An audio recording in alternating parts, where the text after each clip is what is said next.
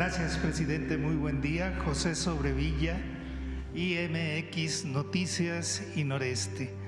En primer lugar, la pregunta obligada es: ¿qué opinión le merece como jefe de Estado el atentado a Donald Trump y cómo podría afectar al país, sobre todo que usted fue el primer mandatario en condenar el atentado? Bueno, desde luego que es algo reprobable. Nada que signifique violencia se puede justificar. La violencia es irracional y no ayuda, no resuelve, no beneficia. Al contrario, la violencia enrarece el ambiente político y produce miedo, desconfianza. Además, es muy inhumana, porque en política podemos ser adversarios, pero no enemigos. Y en las contiendas nos podemos dar trato de adversarios a vencer, no de enemigos a destruir. Por eso condenamos este hecho y sí, fuimos los primeros en manifestarnos, posiblemente en todo el mundo. Me refiero a autoridades, a gobiernos. Estábamos en una gira y terminando un acto en compañía de la presidenta electa, ella en su teléfono vio la imagen todavía inicial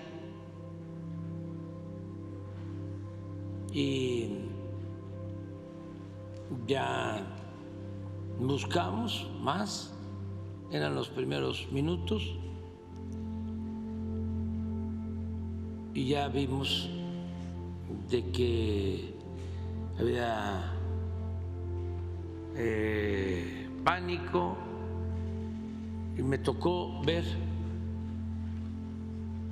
observé en el primer video que el expresidente Trump, antes de ir al suelo, se tocó la oreja. Y ya de inmediato pues, expresamos, no había información suficiente, pero condenamos el hecho. Pusimos, a ver si está el texto, sea como sea, porque no sabíamos, como nadie sabía.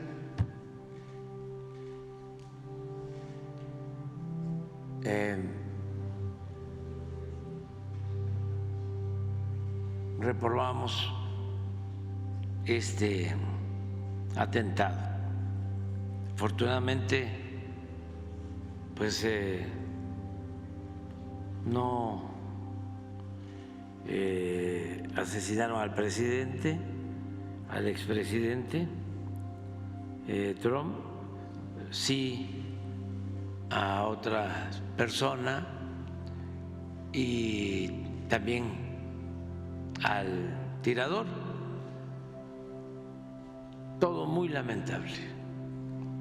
Nosotros ya hemos padecido de estos momentos de mucha incertidumbre y tristeza, cuando el asesinato del licenciado Colosio, que nos dolió mucho a todos. Esto fue lo que pusimos, sea como sea, porque no se sabía, te hablaba nada más de un tiroteo, pero no se sabía si lo habían herido a él.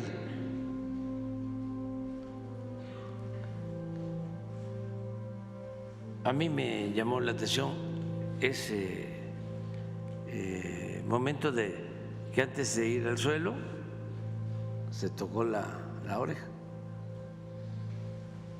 y reprobamos lo sucedido al expresidente Donald Trump. La violencia es irracional e inhumana. Fue cuando empezó a difundirse el hecho.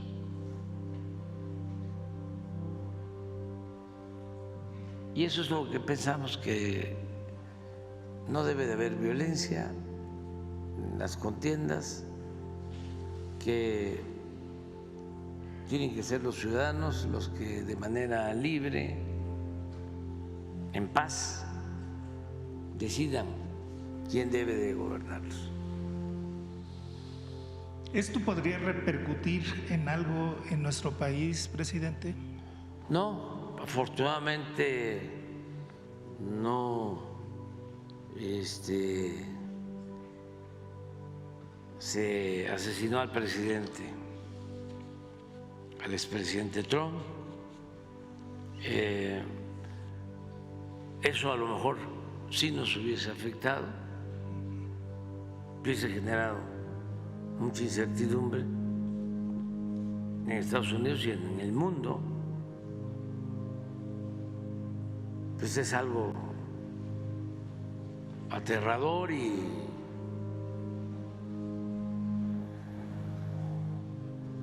de mucho impacto, es una convulsión. Los que se acuerdan, lo vivieron, cuando el asesinato del candidato Colosio, había mucha tristeza en el país y miedo, mucha incertidumbre. El asesinato de un dirigente tiene impacto, desde luego, en la relación política, en la vida pública de cualquier país, y tiene una trascendencia también mundial. En Estados Unidos ya sucedió pues lo de un atentado al presidente Reagan y algo muy lamentable, el asesinato del presidente Kennedy, también de su hermano, del asesinato del gran dirigente social Martin Luther King. Ojalá y eso se aleje, que no se presente en ningún país. Eso es lo que nosotros deseamos. Y que no haya odio. Tiene que haber confrontación política, desde luego, porque así se tiene democracia. La democracia es confrontación política, es disenso, es oposición. Incluso estoy leyendo un libro ahora que habla de la polarización, que dicen que no debe haber polarización. Pues sí hay polarización en la democracia, incluso autorizada, legalizada. ¿Qué pasa en las elecciones de 2 vueltas. Si no se llega al 50% o no se pasa al 50% o no se gana con un margen de más del 10%, va a una segunda vuelta. Y si fueron 5 o 6 candidatos, quedan 2, el del primero y el del segundo lugar. Y en la segunda vuelta se agrupan y ya hay 2 polos. Pues es una polarización. Hay quienes son más de derecha y se van a apoyar al candidato que quedó en el primero o en el segundo lugar. Los que son más de izquierda hacen lo propio. Pero eso de ninguna manera puede significar violencia. En el caso de que se diera una polarización de 50-40 o 45-55 o 48-54. En el caso de México agarraron ese discurso nuestros adversarios para decir están polarizando. No,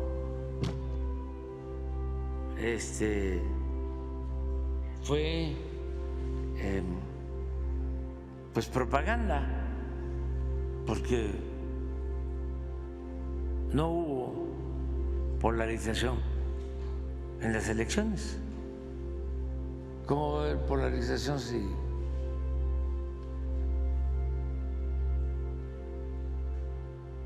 no viene al caso? No estaría mal, para que quede claro. ¿Por qué no pones el mapa de México de cómo fue el resultado? En donde no ganó la presidenta electa, solo en Aguascalientes. ¿Dónde está la polarización? Si hay 32 entidades y se pierde en una, pues solo en la imaginación y en la estrategia propagandística que utilizaron, que resultó fallida. Entonces, polarización no es violencia, además. Eso es lo que puedo comentar. Ok, presidente. Un segundo tema. Este año México registró, según la Asociación de Internet, un aumento de 5.2% en el número de usuarios de Internet, pasando de los 96.9 millones de internautas a los 101.9 millones. Esto representa el 84% de la población mayor de 6 años y de ellos 52% son hombres y 48% mujeres. La pregunta sería, presidente, ¿qué está haciendo el gobierno para la reglamentación de todos los servicios que implica el uso del Internet y la inteligencia artificial, incluido el masivo uso de fake news y noticias falsas o engañosas? Debido a la creciente actividad digital, la falta de cultura de seguridad y legislación rezagada, ¿hay algún plan o programa dentro de su gobierno, la policía cibernética, para contener el aumento de la ciberdelincuencia? Por ejemplo, actores de doblaje se han acercado a esta redacción porque poco a poco han estado siendo desplazados por la inteligencia artificial. Ellos próximamente realizarán manifestaciones para ser escuchados. ¿Qué puede hacer su gobierno para este gremio? Bueno, sí está creciendo mucho la cobertura de Internet, eso es muy bueno, lo celebramos, nosotros estamos participando para que llegue el Internet hasta los pueblos más apartados de México.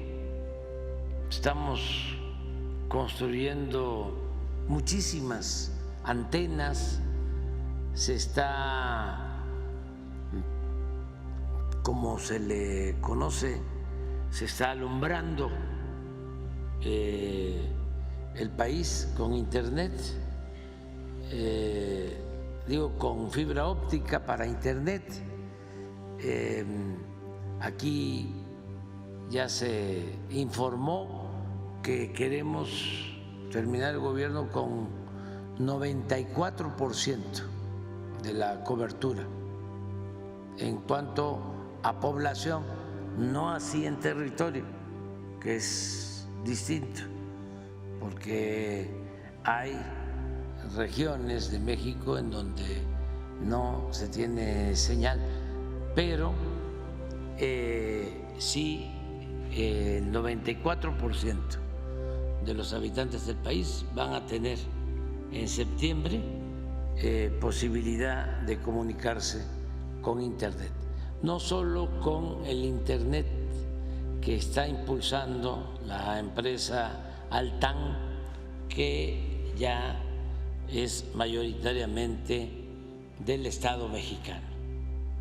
Eso ya es sabido y esta empresa va a ser manejada por la Comisión Federal de Electricidad, para que así como la Comisión Federal de Electricidad se ocupa de que llegue la electricidad a todos los hogares, así esta empresa va a tener ese propósito de suministrar el servicio de Internet en todos los hogares. Va a depender de la Comisión Federal de Electricidad. Van a necesitarse en el futuro, ya no nos va a corresponder a nosotros. A mí me faltan 2 meses y días, ya estamos por entregar la banda a la presidenta electa, cosa que me da muchísimo gusto, que es todo un acontecimiento histórico, una mujer en la presidencia de la República, no lo olviden. Y estamos hablando de siglos, porque aún si partimos de que la reina roja, Diego, gobernó en Palenque, esto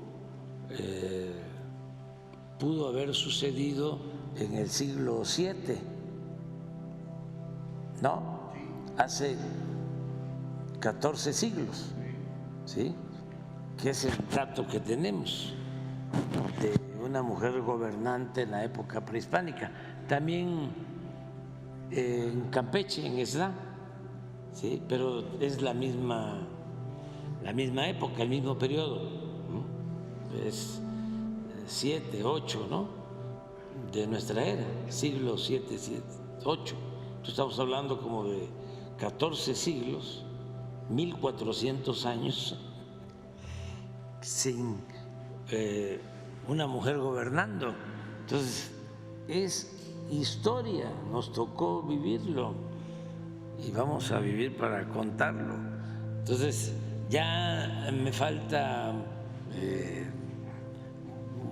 muy poco, 2 meses y días, y ya voy a entregar la banda.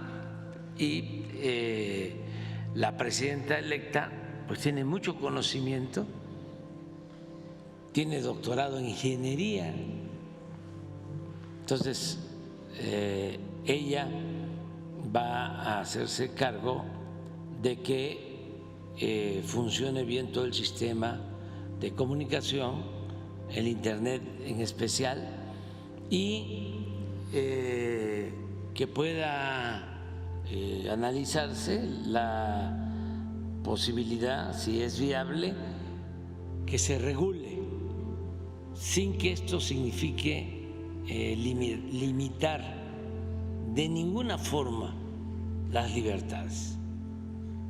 Eso hay que cuidarlo. Es preferible el exceso. Es preferible que haya robots que compren mensajes o que se automaticen mensajes así en serie, millones, ¿no? Que digan AMLO narcopresidente, así campañas financiadas por Claudio X González y los conservadores que no nos ven con buenos ojos, nuestros malquerientes. Es preferible eso, ¿sí?, y a las mentiras y a las calumnias, que acotar, que limitar, que censurar. En comunicación, prohibido prohibir. Y por cuestiones de responsabilidad, de credibilidad, de ética, pues Twitter, Face, las plataformas pueden tener un sistema, ¿sí?, para controlar los excesos, ¿no?, y el abuso y la humillación y todo lo que sea apología a la violencia, pero también ellos tienen que actuar con mucha responsabilidad para no censurar. Hablando del expresidente Trump, acuérdense que pasaron las elecciones y le cancelaron su cuenta. Yo protesté. ¿Quiénes son ellos?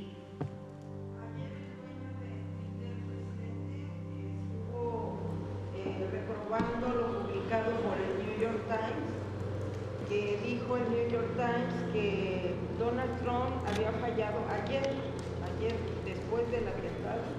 Dijo el New York Times que había fallado en el liderazgo y que pedía a los votantes que lo rechazaran en noviembre.